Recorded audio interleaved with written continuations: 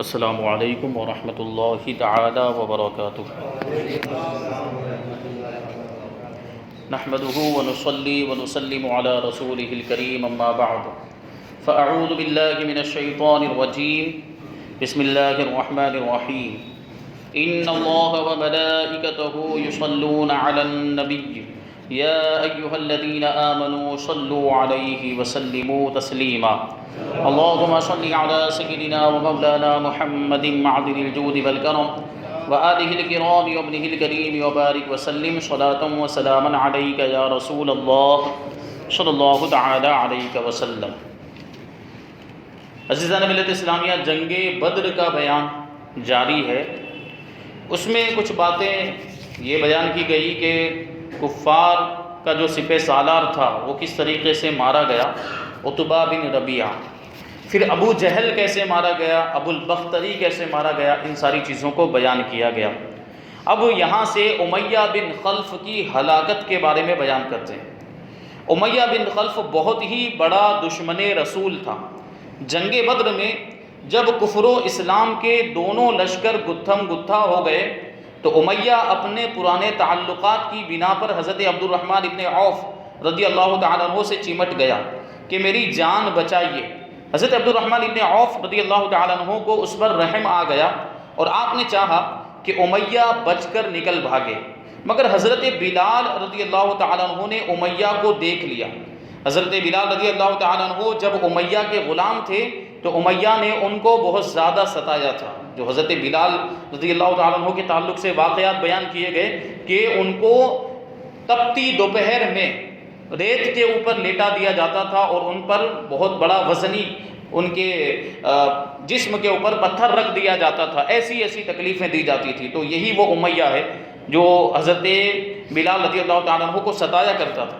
اس لیے جوش انتقام میں حضرت بلال رضی اللہ تعالیٰ عنہ نے انصار کو پکارا۔ انصاری لوگ دفعتاً ٹوٹ پڑے۔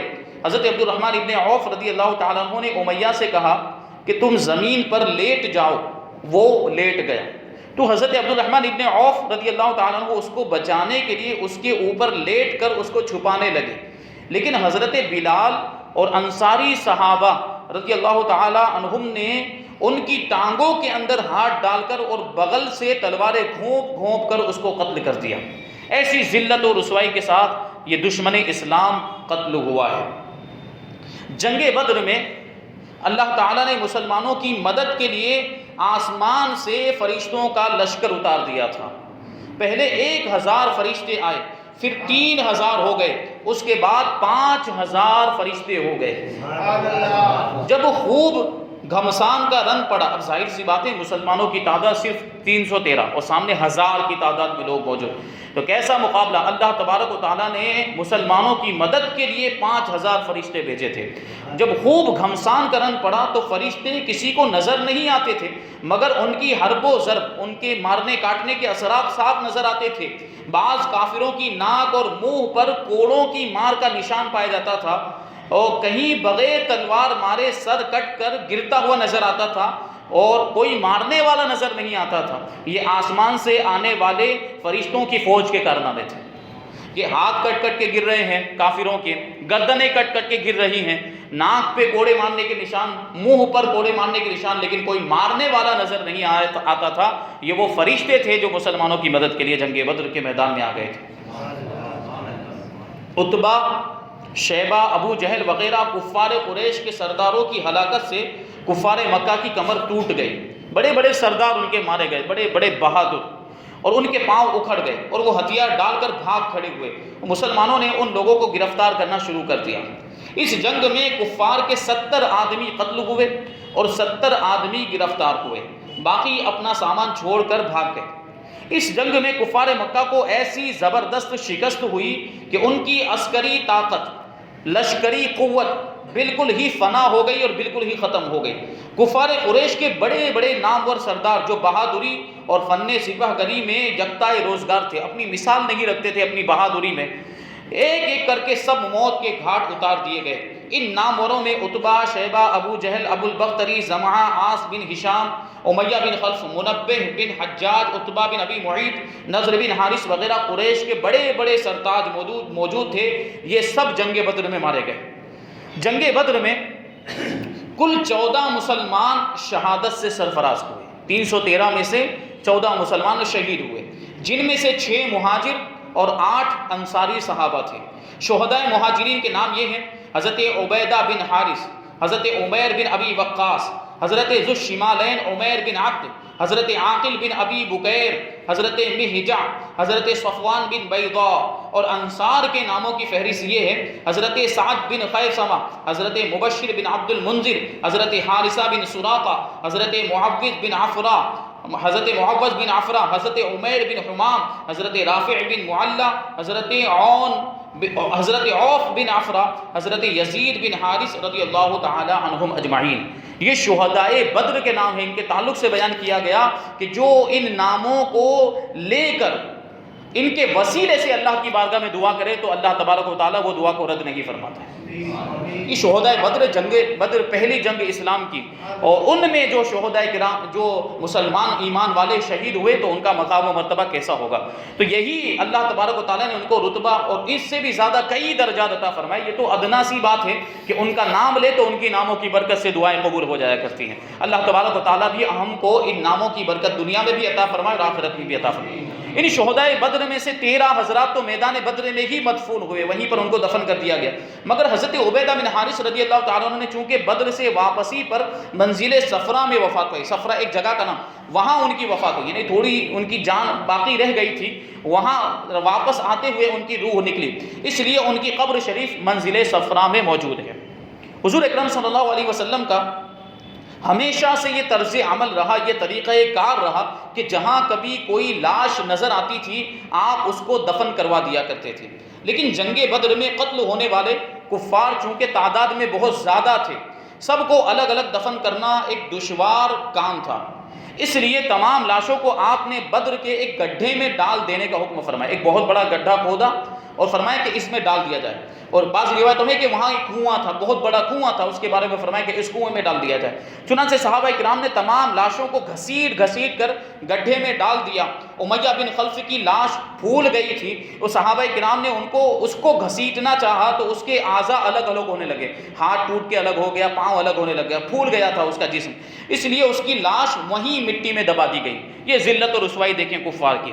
جب کفار کی لاشیں بدر کے گڈھے میں ڈال دی گئی تو حضور سرور عالم صلی اللہ علیہ وسلم نے اس گڈھے کے کنارے کھڑے ہو کر مقتولین جو قتل ہوئے تھے کفار، ان کا نام لے کر اس طرح پکارا کہ اے عتبہ بن ربیعہ، اے فلاں ابن فلاں، اے فلاں ابن فلاں، کیا تم لوگوں نے اپنے رب کے وعدے کو سچا پایا؟ ہم نے تو اپنے رب کے وعدے کو بالکل ٹھیک سچ پا لیا ہے. حضرت عمر فاروق اعظم رضی اللہ تعالیٰ عنہ نے جب دیکھا کہ حضور صلی اللہ علیہ وسلم کفار کی لاشوں سے خطاب فرما رہے ہیں، ان کو پکار رہے ہیں، ان سے بات کر رہے ہیں اور ان کو کہہ رہے ہیں کہ کیا تم نے اپنے رب کے وعدے کو سچا پایا کہ نہیں پایا، تو حضرت فاروق اعظم رضی اللہ تعالیٰ عنہ کو بڑا تعجب ہوا.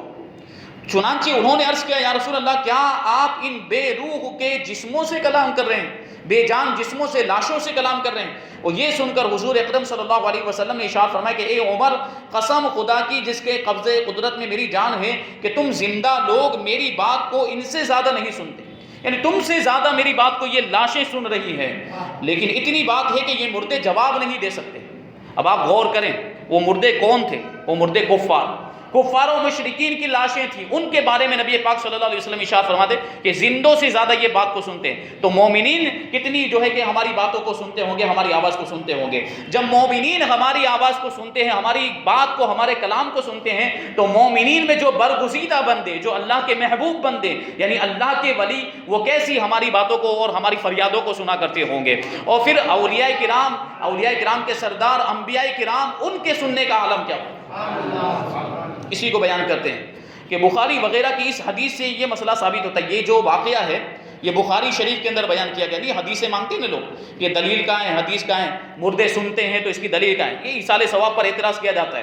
ہم جو ان کو جو ہے کہ ایصال ثواب کرتے ہیں، ہم قرآن شریف پڑھ کے ان کو جو ہے کہ پھر یا قبرستان میں جانے کے بعد ان کو سلام کرتے ہیں، مردوں کو سلام کرتے ہیں، یا وہاں کھڑے ہو کر کچھ پڑھتے ہیں، تو یہ سب باتوں پر اعتراض ہوتا ہے۔ یہ بخاری شریف کی حدیث، اس سے یہ مسئلہ ثابت ہوتا ہے کہ جب کفار کے مردے زندوں کی بات سنتے ہیں تو پھر مومنین ایمان والے خصوصاً اولیاء کرام، شہداء اعظام، انبیاء کرام علیہم السلام وفات کے بعد یقیناً ہم زندوں کا سلام و کلام اور ہماری فریادیں سنتے ہیں۔ اور حضور صلی اللہ علیہ وسلم نے جب کفار کی مردہ لاشوں کو پکارا تو پھر خدا کے برگزیدہ بندے یعنی ولیوں، شہیدوں اور نبیوں کو ان کی وفات کے بعد پکارنا بھلا کیوں ناجائز ہوگا؟ یہ کیوں جائز نہیں ہوگا؟ جب نبی کریم صلی اللہ علیہ وسلم نے کفار کی لاشوں کو پکارا ہے تو اللہ کے نیک بندوں کو پکارنا کیسے ناجائز ہو سکتا ہے؟ اسی لیے تو حضور اکرم صلی اللہ علیہ وسلم جب مدینے کے قبرستان میں تشریف لے جاتے تھے تو قبروں کی طرف اپنا رخ انور، اپنا مبارک چہرہ کر کے یوں فرماتے: السلام علیکم یا اہل القبور یغفر اللہ لنا ولکم انتم سلفنا ونحن بالاثر، یعنی اے قبر والو تم پر سلام ہو، خدا ہماری اور تمہاری مغفرت فرمائے، تم لوگ ہم سے پہلے چلے گئے اور ہم تمہارے بعد آنے والے ہیں۔ تو مردے سنتے نہیں ہوتے تو ان کو سلام کرنے کا کیا مطلب تھا؟ اس کا مطلب یہ ہے کہ مردے سنتے ہیں، اور عام مردے سنتے ہیں تو پھر جو اللہ کے نیک بندے ہیں، جو محبوب بندے، وہ کیوں نہیں سنتے؟ یقیناً وہ ہماری بات کو سنتے اور ہماری فریاد کو سنتے، اور اللہ کے جو نیک بندے ہوتے ان کو اللہ نے یہ طاقت بھی عطا فرمائی کہ فریاد سننے کے بعد وہ فریاد سننے، جس کی فریاد سنتے اس کی مدد بھی کرتے۔ اور حضور صلی اللہ علیہ وسلم نے اپنی امت کو بھی یہی حکم دیا ہے، اور صحابہ کرام کو اس کی تعلیم دیتے تھے کہ جب تم لوگ قبروں کی زیارت کے لیے جاؤ تو السلام علیکم اہل الدیار من المؤمنین والمسلمین وإنا ان شاء اللہ بکم للاحقون نسأل اللہ لنا ولکم العافیۃ۔ یہ تعلیم فرماتے تھے کہ قبرستان میں جاؤ تو یہ کہا کرو، اور اس کا ترجمہ کیا ہوتا ہے کہ اے مؤمنین اور مسلمانوں کے قبر والوں، تم پر سلامتی ہو، اور وَإِنَّا انشاءاللہ، اور ان قریب ہم بھی انشاءاللہ تمہارے ساتھ ملنے والے، یعنی ہم بھی قبروں میں آنے والے ہیں، ہم اللہ سے تمہارے لیے اور اپنے لیے عافیت کا سوال کرتے ہیں۔ یہ دعا اور یہ جو سلام کا طریقہ نبی کریم صلی اللہ علیہ وسلم نے خود سکھایا ہے۔ مشکات بابو زیارت القبور کے اندر یہ حدیث پاک موجود ہے۔ ان حدیثوں سے ظاہر ہے کہ مردے زندوں کا سلام و کلام سنتے ہیں، ورنہ ظاہر ہے کہ جو لوگ سنتے ہی نہیں ہو ان کو سلام کرنے کا پھر کیا مطلب؟ سلام کرنے کا حکم دیا گیا ہے کا مطلب یہ ہے کہ ہمارے سلام کو وہ سنتے بھی ہیں۔ فتح کے بعد یہ جو جنگ بدر کے اندر فتح حاصل ہوئی، 3 دن تک حضور صلی اللہ علیہ وسلم نے بدر میں قیام فرمایا، وہی میدان بدر کے اندر۔ اور میں نے عرض کیا تھا کہ جہاں پر نبی پاک صلی اللہ علیہ وسلم کا خیمہ بنا ہوا تھا، جنگ بدر کے جو جنگ کا جو میدان تھا، وہاں جہاں نبی کریم صلی اللہ علیہ وسلم کا خیمہ بندھا ہوا تھا، جہاں نبی پاک صلی اللہ علیہ وسلم ٹھہرے ہوئے تھے، قیام پذیر تھے، اس جگہ پر بعد میں مسجد بنا دی گئی جس کو جامع العریش کہا جاتا ہے۔ میدان بدر کے اندر وہ مسجد موجود ہے، جامع العریش۔ وہ مسجد اس بات کی علامت اور نشانی ہے کہ وہاں نبی پاک صلی اللہ علیہ وسلم کا خیمہ تھا، اس جگہ پر۔ یہ مقدس مقامات جو سنی بادشاہ گزرے ہیں، جو ترکی بادشاہ، جو عثمانی بادشاہ جو گزرے ہیں، انہوں نے نشانیوں کو اس طریقے سے باقی رکھا۔ انہوں نے دیکھا کہ یہ نشانی ہے، اگر اس کو ویسے ہی چھوڑ دیا جائے تو ممکن ہے بعد میں آنے والے اس کو ختم کر دے، تو وہاں مسجد بنا دی۔ اب مسجد کو کیسے توڑا جا سکتا ہے؟ جامع العریش، اور عریش کا مطلب بھی ہوتا ہے چھت والا خیمہ۔ تو یہ دیکھیں نشانی موجود ہے۔ اللہ تبارک و تعالی ہمیں اس مسجد کی زیارت نصیب فرمائے۔ یہ جنگ بدر میں جو حضور کا خیمہ تھا اس کی نشانی، تو نشانیاں باقی رکھنا تو اللہ تبارک و تعالیٰ کی سنت ہے۔ اگر نشانیاں باقی رکھنا اور ان کی تعظیم کرنا اگر یہ بدعت ہوتا یا کوئی گناہ کا کام ہوتا تو پھر صفا و مروہ کو بھی ختم کر دیا جاتا، اور بلکہ کہہ لیجئے آگے بڑھ کر یہ بھی جو خانہ کعبہ، یہ بھی تو ایک نشانی، خانہ کعبہ کا طواف کیا جاتا ہے۔ یہ سب مقدس مقامات ہیں، اگر ان کی تعظیم کرنا اور شرک و بدعت ہوتا تو اللہ تبارک و تعالیٰ ان کا حکم نہیں دیتا۔ سعی کرنے کا حکم خود اللہ تبارک و تعالیٰ نے دیا۔ یہ کس کی جو ہے کہ نشانی آپ دیکھیں، حضرت ہاجرہ کی۔ حضرت ہاجرہ دوڑی تھی صفا اور مروہ سے، تو ان کی اس ادا کو باقی رکھنے کے اللہ تبارک و تعالیٰ نے قیامت تک آنے والے حاجیوں کے لیے اور عمرہ کرنے والوں کے لیے اس کو ضروری قرار دے دیا۔ یہ نشانیوں کو ختم کر رہے ہیں آج کل۔ فتح کی مکہ کے بعد نبی پاک صلی اللہ علیہ وسلم فتح بدر کے بعد بدر کے میدان میں 3 دن تک رہے، پھر تمام اموال غنیمت اور کفار قیدیوں کو ساتھ لے کر روانہ ہوئے۔ جب وادی صفرا میں پہنچے تو اموال غنیمت کو مجاہدین کے درمیان تقسیم فرمائی، یعنی جو کفار جو کوئی بھی مال و اسباب سامان چھوڑ کے گئے تھے اس کو مال غنیمت کہا جاتا ہے۔ حضرت عثمان غنی رضی اللہ تعالیٰ عنہ کی زوجہ محترمہ حضرت بی بی رقیہ رضی اللہ تعالیٰ عنہ، جو حضور صلی اللہ علیہ وسلم کی صاحبزادی تھی، جنگ بدر کے موقع پر بیمار تھی۔ اس لیے حضور صلی اللہ علیہ وسلم نے حضرت عثمان غنی رضی اللہ تعالیٰ عنہ کو تیمارداری کے لیے مدینے میں رہنے کا حکم دیا تھا، اس لیے وہ جنگ بدر میں شامل نہیں ہو سکے تھے حضرت عثمان غنی، مگر حضور صلی اللہ علیہ وسلم نے مال غنیمت میں سے ان کو مجاہدین بدر کے برابر ہی حصہ عطا فرمایا اور ان کے برابر ہی اجر و ثواب کی بشارت بھی تھی، کیونکہ مجبوری کی وجہ سے نہیں آ سکے تھے، تیمارداری کی وجہ سے، اسی لیے حضرت عثمان غنی رضی اللہ تعالیٰ عنہ کو بھی اصحاب بدر کی فہرست میں شمار کیا جاتا ہے۔ حضور اکرم صلی اللہ علیہ وسلم نے فتح کے بعد حضرت زید بن حارثہ رضی اللہ تعالیٰ عنہ کو فتح مبین کی خوشخبری سنانے کے لیے مدینے میں پہلے ہی بھیج دیا تھا۔ چنانچہ حضرت زید بن حارثہ رضی اللہ تعالیٰ عنہ یہ خوشخبری لے کر جب مدینہ پہنچے تو تمام اہل مدینہ جوش مسرت خوشی کے مارے حضور صلی اللہ علیہ وسلم کی آمد کے انتظار میں بے قرار ہو گئے کہ کب نبی پاک صلی اللہ علیہ وسلم تشریف لائیں گے۔ جب نبی پاک صلی اللہ علیہ وسلم کی تشریف آوری کی خبر پہنچی تو اہل مدینہ نے آگے بڑھ کے مقام روحہ میں آپ کا پرجوش استقبال کیا۔ مقام روحہ جہاں پہ آج بیر روحہ موجود ہے، جسے بیر شفا بھی کہا جاتا ہے، بہت ہی مقدس کنواں ہے، اور اس کے بارے میں بیان کیا جاتا ہے کہ نبی پاک صلی اللہ علیہ وسلم کہیں بھی سفر کے لیے جاتے تھے یا کہیں باہر سفر کر کے واپس آ رہے ہوتے تو وہاں پر رکتے تھے اور اس کنویں کا پانی آپ نوش فرمایا کرتے تھے۔ تو یہ نبی پاک صلی اللہ علیہ وسلم کے پانی اس کنویں سے پینے کی وجہ سے اس میں اللہ تبارک و تعالیٰ نے یہ برکت عطا فرمائی کہ اب کوئی بیمار اس پانی کو پی لے تو اللہ تعالیٰ اس کی بیماری کو دور فرما دیا کرتا۔ یہ برکتیں ہیں، یہ نشانے، اور کیا وہاں پہ کھڑے رہتے ہیں متوے، وہ کیا کہتے ہیں یہ عام پانی ہے، اس میں کوئی برکت نہیں ہے، پی کر دیکھو اس عقیدت کے ساتھ، اس یقین کے ساتھ یہ پانی مفید ہے ان کے لیے جن کے دلوں میں نبی کی محبت ہے، جن کے دلوں میں نبی کی محبت نہیں، جو گستاخ رسول ہیں وہ تو آب زمزم بھی پی لے تو انہیں اثر نہیں ہوگا۔ تو پانی اثر کرتا ہے، شرط یہ ہے کہ نبی کی محبت ہو دل میں۔ تو یہ جب خبر پہنچی تو استقبال کے لیے مقام روحہ تک مدینے والے پہنچ گئے۔ کفار مکہ جب اسیران جنگ بن کر مدینے میں آئے تو ان کو دیکھنے کے لیے بہت بڑا مجمع اکٹھا ہو گیا اور لوگ ان کو دیکھ کر کچھ نہ کچھ بولتے رہے۔